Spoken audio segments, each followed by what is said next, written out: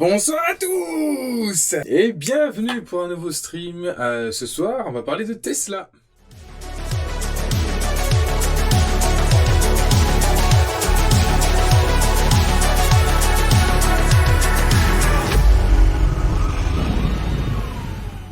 Donc ce soir, on va regarder comment actuellement Tesla gère la crise et est-ce que c'est le moment d'acheter ou pas. Je vous donnerai des conseils là-dessus, à savoir quel modèle il faut prendre en l'état actuel. Donc c'est parti tout de suite. On va regarder les crises actuelles, quel impact ça a sur Tesla. J'ai fait un sommaire. On va parler du contexte actuel, de l'environnement dans lequel on se trouve, mondialement, en termes de crise, entre le Covid et la guerre en Ukraine. On va regarder l'impact que ça a du côté de Tesla et aussi du côté des utilisateurs et des potentiels futurs acheteurs. À la fin, on va regarder aussi les avis qu'ont la communauté, parce que j'ai fait un post aussi sur Facebook juste pour avoir leur avis, savoir s'il y a des idées intéressantes, et on finira par une conclusion et donc mes conseils et ce que j'en pense tout simplement de ce qu'il faudrait faire. Donc c'est parti, on commence par la première partie qui est le contexte et la crise. Alors il faut savoir que il est prévu selon une étude, je ne me rappelle plus laquelle c'est. Je retiens pas tout, c'est pas grave, mais au pire, si vous voulez savoir, je vous donnerai le lien. Donc il faut savoir qu'en 2022, selon une étude de marché qui a été faite par je ne sais plus qui, on verra bien qui c'est plus tard, j'ai envie de dire, il est prévu une augmentation de marché des véhicules électriques de 70%, ce qui reste assez énorme si on compare aux autres secteurs dans le marché automobile, j'ai envie de dire. Et si on compare sur les années précédentes, si on revient 2 ans en arrière ou 3 ans, non, c'était bien ça, c'était bien 3 ans, hein, c'est bien 3 ans en arrière. En 2019, il y avait 1,400 000 véhicules électriques vendus, 2020, 2 millions et en 2021, 4 millions. Donc, en 2 ans, il y a une augmentation de 198%, ce qui est vraiment énorme. Et sur une année, sur l'année précédente, on parle de 108%. Donc là, en effet, la croissance diminue légèrement, mais ça reste quand même un marché assez énorme. Et donc, Tesla a tout intérêt à répondre à cette demande de marché pour continuer sa croissance et continuer à faire des bénéfices et éviter de se faire attraper par les autres et avoir le monopole du marché, on peut dire ça comme ça. Donc, il y a un réel enjeu et un réel contexte pour Tesla, une réelle opportunité de continuer à évoluer et à faire de la croissance. Cependant, vu l'état actuel, on va dire du monde, il y a certaines crises qui impactent le commerce, le business, enfin tout le monde. Le monde tout simplement. Il y a la première qui est en effet, on connaît depuis 2020 et qui a commencé depuis 2020, qui continue toujours, qui a toujours un impact sur nos activités aujourd'hui professionnelles, qui est le Covid, la pandémie du Covid, qui impacte particulièrement toujours la capacité de production des différentes usines ou différents employés. C'est ce que j'ai voulu mettre à gauche ici en représentant des ressources humaines tout simplement. Sachant par exemple qu'en Chine, ils sont encore à nouveau confinés, donc ça a un réel impact. Et le deuxième impact qui est sur la production et la fourniture des composants semi-conducteurs. C'est les petits composants électroniques qu'on met dans tout ce qui est électronique, que ce soit écran, télé, tablette, voiture électrique. Voiture électrique. Et c'est pour ça que Tesla, au début d'année, avait annoncé, j'avais mis dans une autre vidéo, comme quoi il ne lancerait pas de nouveaux modèles cette année, qui se concentrerait sur les modèles 3 et Y, mettant en stand-by les modèles S et X en vente en Europe, ce qui est assez énorme. Donc, il y a un réel impact. Il y a une réelle crise et c'est dangereux. On peut appeler ça une menace. Et on a bien sûr la seconde crise actuelle qui a débuté le début de cette année, tout le monde est au courant, on parle de la guerre en Ukraine et en effet, les marchés ont été impactés, les marchés en termes de ressources énergétiques ont été impactés, comme le pétrole, l'électricité, qui suit la montée du pétrole. À savoir que le pétrole, vu que la Russie fournit du pétrole à différents pays, à pas mal de pays aussi, tout le monde est au courant que le coût du pétrole a monté et que ça s'est retrouvé sur les chiffres de la station essence où on est à plus de 2 € le litre. Ce qui est quand même pas rien. Et du coup, ça influe aussi sur le coût de l'électricité facturé. Pas forcément sur le domicile, mais c'est tout le reste. Sur la recharge de voiture électrique, par exemple. Donc, c'est un réel impact. C'est des coûts supplémentaires. C'est une crise. Et ça, on va regarder comment Tesla le gère, tout simplement. Et quel impact ça a sur Tesla et comment ils le gèrent eux. Et si on regarde au niveau des Gigafactory, on peut déjà regarder ce point-là où en effet, par exemple, la Gigafactory qui se trouve en Chine a dû être arrêtée, mais complètement arrêtée pendant 2 jours minimum.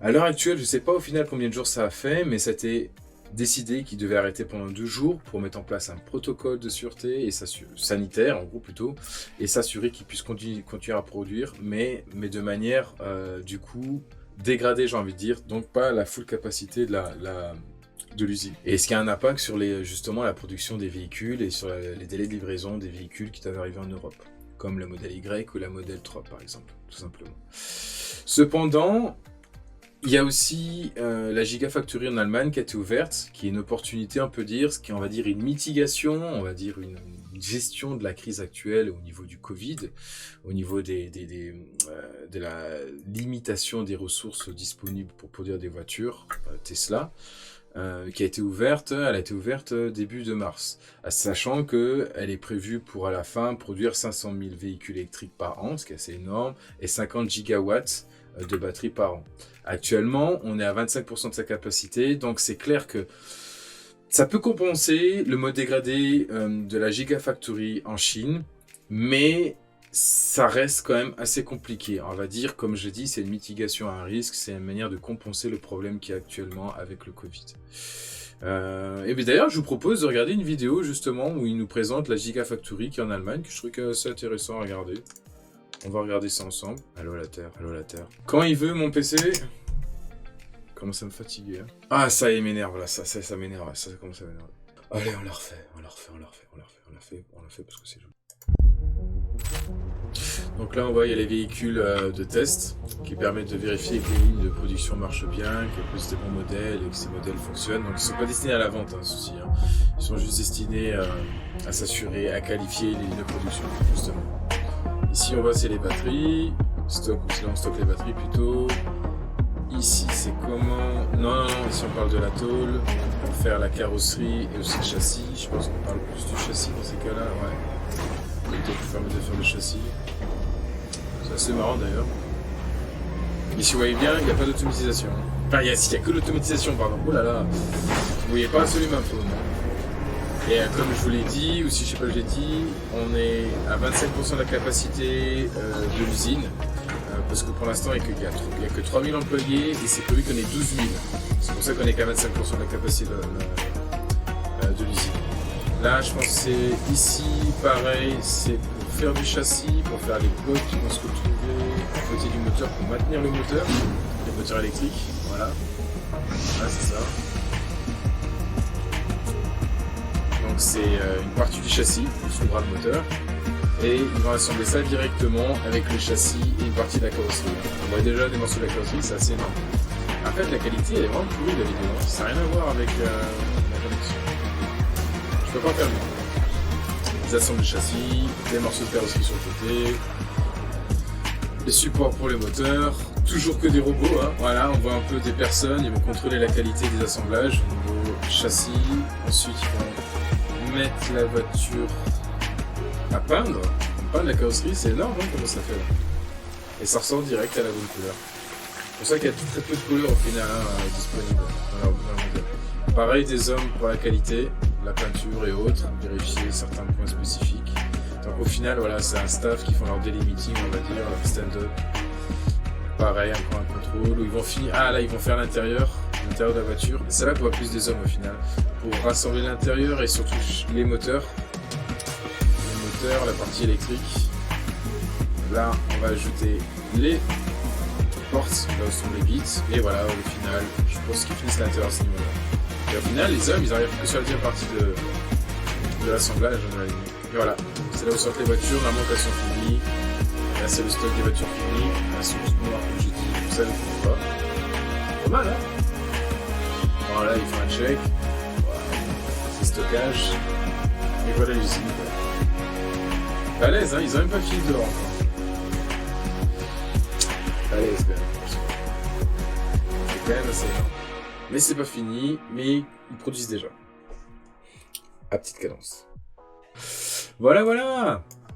Voilà, juste pour montrer qu'en effet, Après tant de problèmes et de bâtons dans les roues, hop là, avec tant de bâtons dans les roues, et bah, Tesla a quand même réussi à lancer la production de sa Gigafactory à Berlin.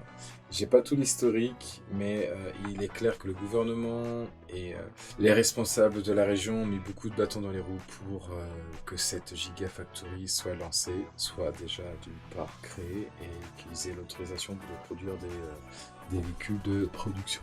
Donc normalement, on va dire qu'en termes de production, Tesla limite la crise, mais ça n'empêche pas que les délais sont toujours assez longs. Autre facteur qui impacte Tesla au final, bah, il y a une forte augmentation des prix des véhicules du modèle 3 et des modèles Y. C'est important de le noter, ça, tout d'abord.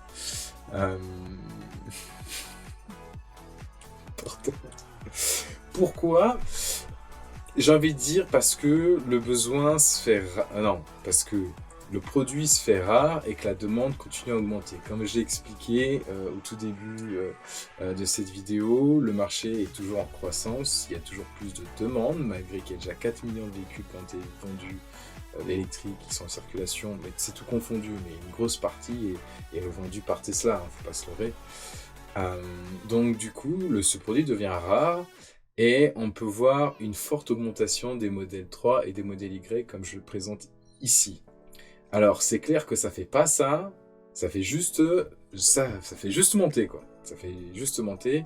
Et si on regarde le prix de base, il y a l'année dernière, c'est le prix de base quand le modèle 3 commençait à bien se vendre avec son gros stylage, elle était à 43 800, elle est passée à 49 990. On parle de 25% d'augmentation en moins d'un an. C'est quand même assez énorme. Et le pire dans ce problème-là, c'est... Pourquoi je parle de 25%? C'est parce que j'inclus le bonus. En France, en effet, la Tesla à 43 000 avait droit à un bonus de 6 000. En passant à 49 000, elle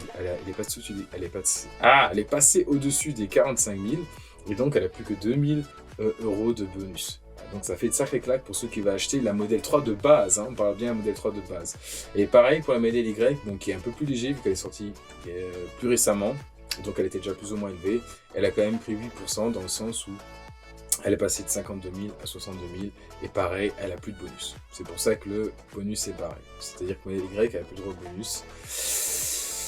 Donc c'est une manière pour Tesla de rester rentable, j'ai envie de dire. Même si au final, ça ne lui coûte pas plus cher, si l'électricité lui coûte plus cher, mais c'est juste, pour être plus rentable, le fait qu'elle vend moins de véhicules. Du fait de la crise, du fait qu'elle devrait en vendre plus que normalement, ce qui est prévu s'il n'y avait pas de crise du Covid, et bah, elle peut pas faire mieux que d'augmenter les prix, et c'est la tendance actuelle, et je pense pas que ça va s'arrêter. Ça, c'est à savoir, c'est un constat, il est clair, et c'est très problématique. Parce que du coup, du côté utilisateur ou du côté potentiel acheteur, ça a un impact. Et c'est ce qu'on va voir maintenant aussi, en plus du prix, c'est qu'il y a d'autres impacts au final pour le futur utilisateur ou l'acquéreur d'un véhicule, c'est-à-dire aussi sur le prix des superchargeurs qui s'est aussi envolé. En un an, il est passé, en peu de temps, entre le début d'année et maintenant, où on en parle, on est en avril 2022, le tarif des superchargeurs a augmenté de 15%, ce qui est quand même pas rien. Alors ça suit en effet, comme j'ai dit au début, la crise du pétrole, où toutes les matières énergétiques, on ne peut pas appeler ça comme ça, augmentent et suivent le cours du pétrole, et dans ces cas-là, suivent plus ou moins de près la tendance du pétrole, et là on est passé des 0,40 centimes d'euros le kilowattheure à 0,46. Et ce qui est quand même pas rien, c'est ce qui nous ramène quand même à 400 km pour 46 euros. 46 euros. Alors si on regarde dans le passé, moi quand j'ai acheté ma voiture, ma Tesla, j'ai acheté en 2018, en moyenne, ça reste des moyennes, parce que selon les superchargeurs, selon où vous allez, c'est pas le même tarif. Ça dépend des générations des superchargeurs ou pas. Soit c'est des superchargeurs de 3e génération, c'est un peu plus cher, soit c'est d'ancienne génération, et les prix sont restés corrects, mais dans tous les cas, à chaque fois, ils augmentent. Et la tendance, c'est qu'ils ont augmenté de 15%. Aussi du fait qu'ils ont ouvert les superchargeurs aux autres marques, mais sauf que les autres marques, les utilisateurs des autres marques ne le savent même pas, et qu'en plus, ça va leur coûter plus cher s'ils vont chez Tesla. Donc, à mon avis, c'est pour ça qu'ils y vont pas, même si ça reste pratique. C'est peut-être l'une des raisons qui a fait qu'ils ont aussi augmenté les tarifs du côté de chez Tesla. Mais ça n'empêche pas, comme mon avis, ça suit aussi le cours, des énergies, comme j'ai dit, de la crise qu'il y a entre l'Ukraine et la Russie, tout simplement. Hein. Mais ça c'est un fait, on est d'accord, mais il y a deux choses qui est intéressant à regarder, c'est que en effet, en 2018, c'était vachement intéressant d'acheter une Tesla, même si c'était pas au même prix, même si l'entrée de gamme, on était à plus de 100 000. Hein. Ouais, c'est ça, on était à plus de 100 000. Maintenant, l'entrée de gamme était à 43 000, elle est passée à 49 000. Hein, le ticket d'entrée, j'ai envie de dire, c'est si on prend une modèle 3. Avant, le modèle d'entrée en 2018, c'était le modèle S. Et on a pris quand même 130%. Hein. Avant, le kilowattheure était à 0,20 centimes. Hein.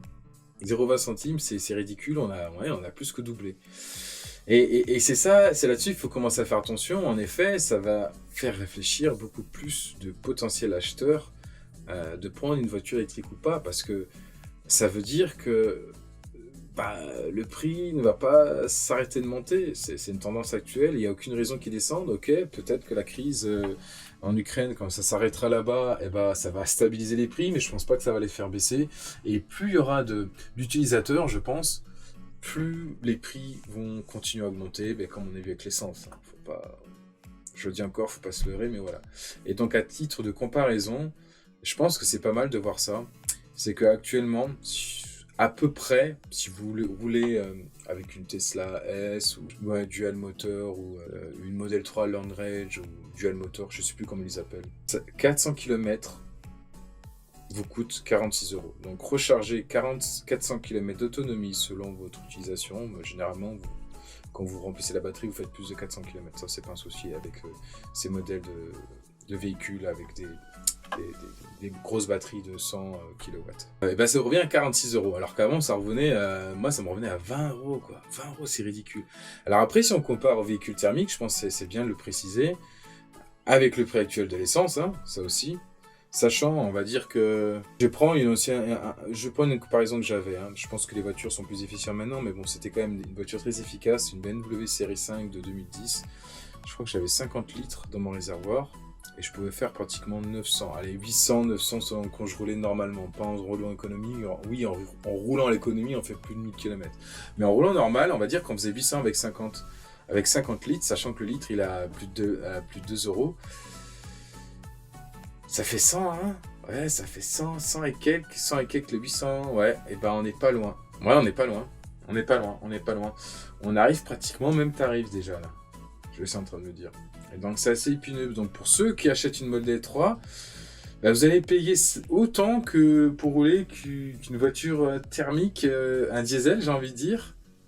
Ah, ça fait mal, ça, qu'un véhicule diesel, alors que vous allez mettre plus de temps pour le recharger. Ouais. Bon, il y a peut-être une astuce là-dessus pour gérer. Alors, sachant, en effet, c'est que si vous utilisez des superchargeurs pour voyager.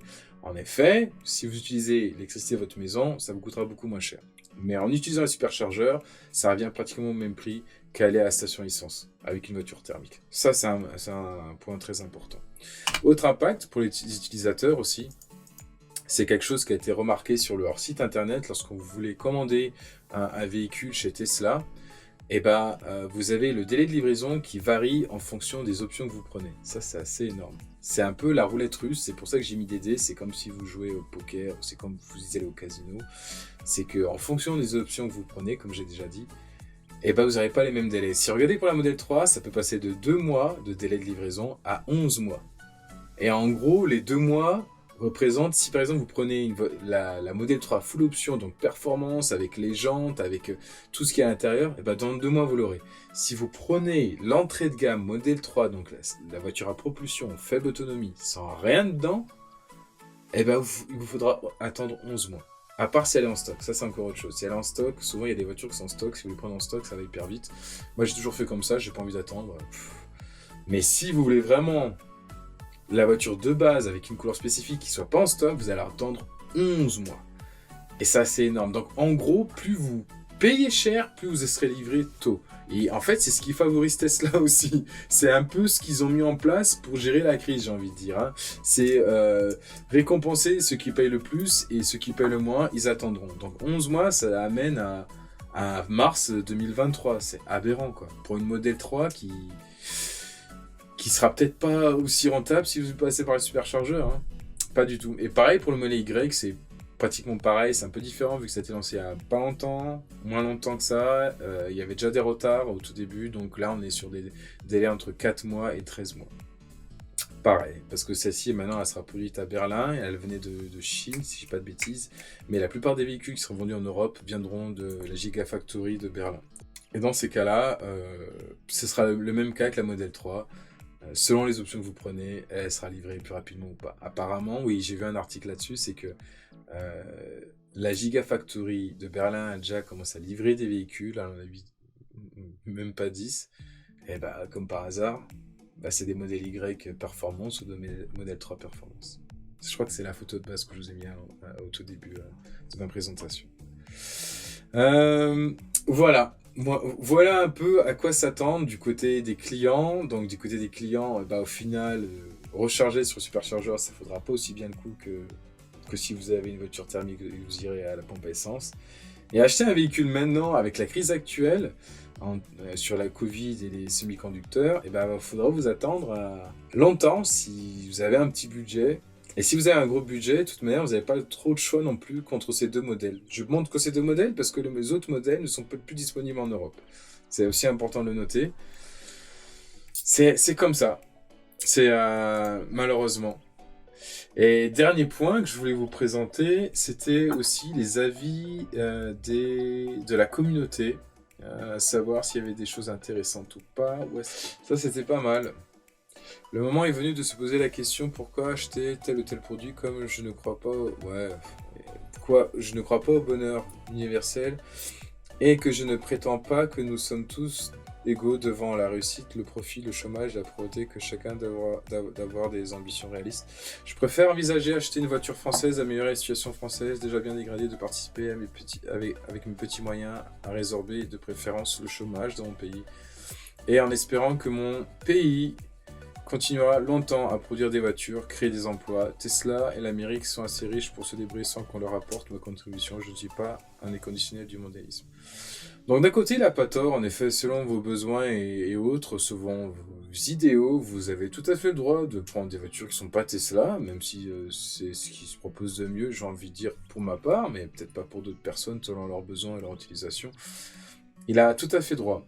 Le seul truc, c'est ce que j'ai dit au final, hein. Je crois que c'est un joli partage, un joli échange d'opinions. Le seul truc que je disais là, que je pourrais noter là-dessus, c'est que, en effet, moi je suis pour, en effet, que les Français continuent à produire des voitures françaises, qu'elles soient vendues et qu'elles continuent à prospérer. Mais pour ça, ça veut dire aussi pas forcément se reposer sur ses lauriers. Et moi, c'est ce qui m'embête un peu. C'est pas forcément que Renault, Peugeot se reposent sur leurs lauriers, mais c'est à eux de proposer quelque chose de bien, quoi. Mais si, c'est un peu ça. C'est pendant un bon bout de temps, Renault, au final, n'a fait que se reposer sur le marché français. Rarement en Europe. Moi, je me rappelle très bien, même quand j'étais petit, en France, j'ai jamais vu autant de Renault. Dès que j'allais en Italie ou ailleurs, mais les Renault, j'en voyais pratiquement plus, quoi. Et ça, c'est nul. Moi, je trouve que c'est un problème. C'est un problème. Et de ne pas proposer quelque chose d'innovant. Donc là, ils essaient d'innover, de proposer des choses bien, mais je trouve qu'ils restent un peu trop sur leur acquis. Alors certes, ils ont peut-être moins de moyens que les Américains, et encore que, oui, pour Tesla, il y a beaucoup d'investissements, mais quand on regarde les constructeurs américains, à part Tesla, ils sont pas mieux lotis, quoi. Donc il faut arrêter, les mieux sont les Allemands, et ils font tout pour, ils mettent les moyens pour. C'est ce qui manque aux Français. C'est à eux de faire au mieux pour que leur voiture soit plus avantageuse, qu'elle propose une meilleure valeur pour les clients. Et c'est sûr que tout le monde ira chez eux. Mais est-ce qu'ils jouent vraiment le jeu? Non, pas forcément. Alors je dis pas que non, on va dire oui, ils font tout pour être second ou être dernier. Non, c'est pas ça que je dis. Mais je vais pas compatir à une marque française parce qu'elle est française.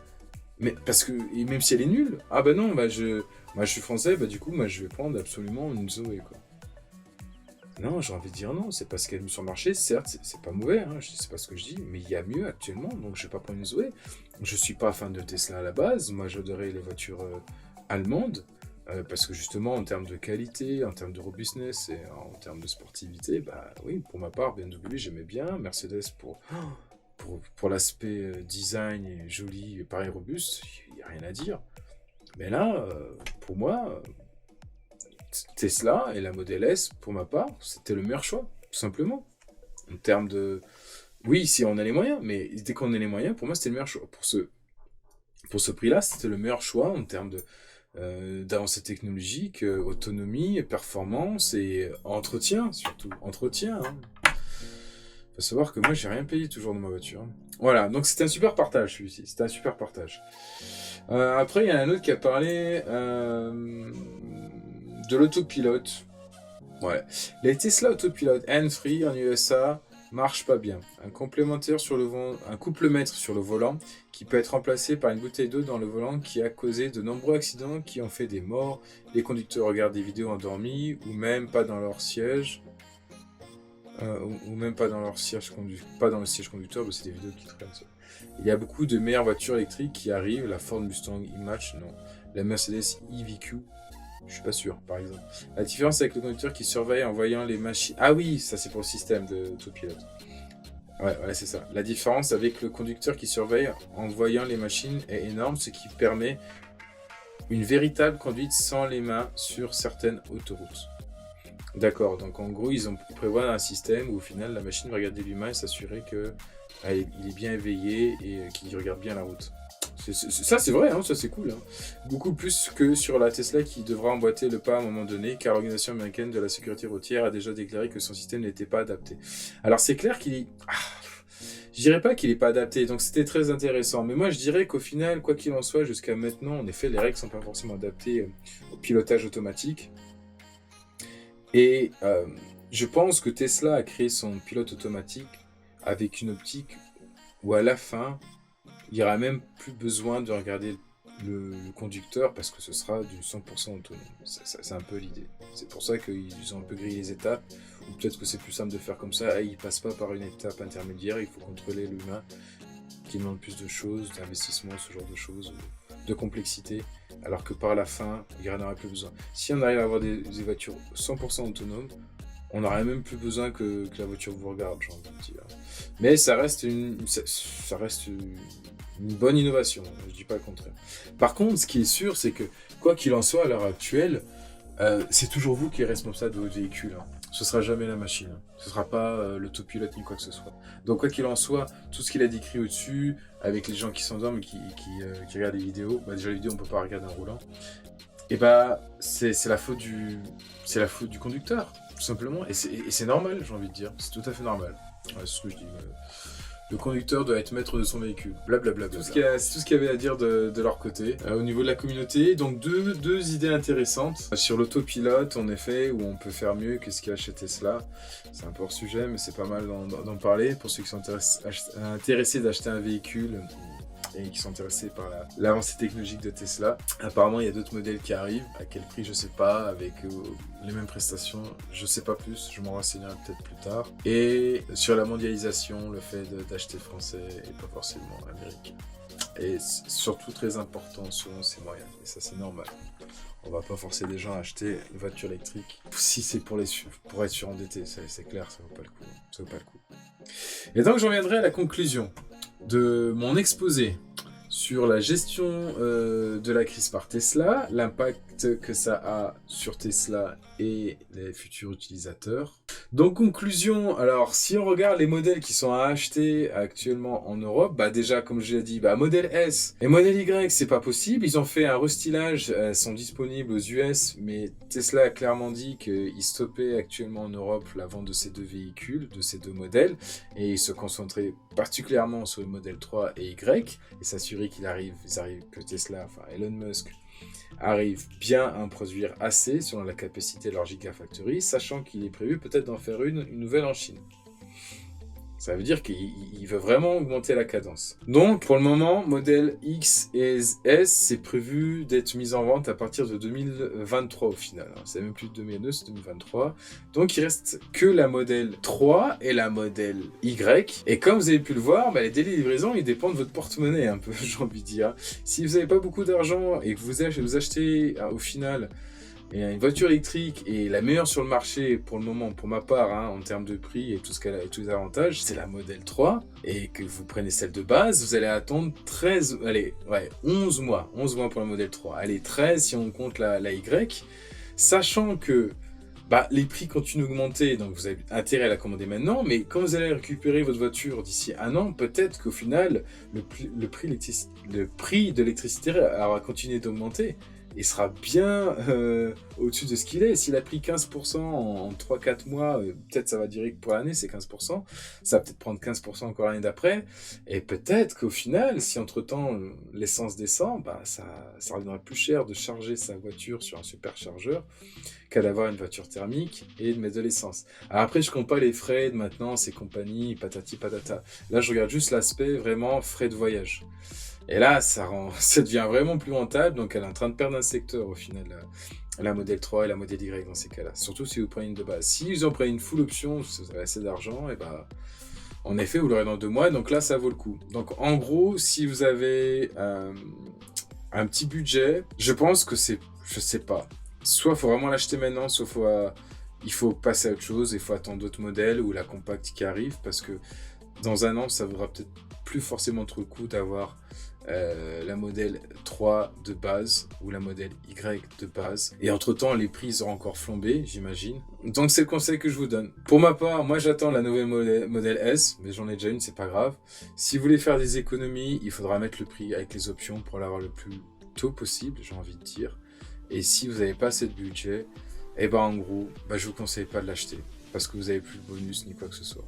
C'est vraiment, si vous voulez faire que de la ville, et si vous avez vraiment si vous pouvez recharger vos voitures chez vous, oui, ça vaut le coup d'attendre. Et encore que, moi je vous conseillerais de prendre les voitures qui sont en stock. En gros, c'est ça, prenez les voitures qui sont en stock. Et prenez pas les délais de livraison, ça sert à rien. Donc voilà, ce sera tout pour cette vidéo. Je pense qu'elle était plus courte que les autres, peut-être parce qu'elle était mieux préparée. Voilà, j'espère que ça vous a plu. La prochaine, on verra bien. Soit ce sera sur du business, soit ce sera sur de la Formule 1. Et ce sera sûrement plus tard pour Tesla. Dans tous les cas, j'espère que cette vidéo vous a plu. Et je vous dis à une prochaine. Ciao, ciao!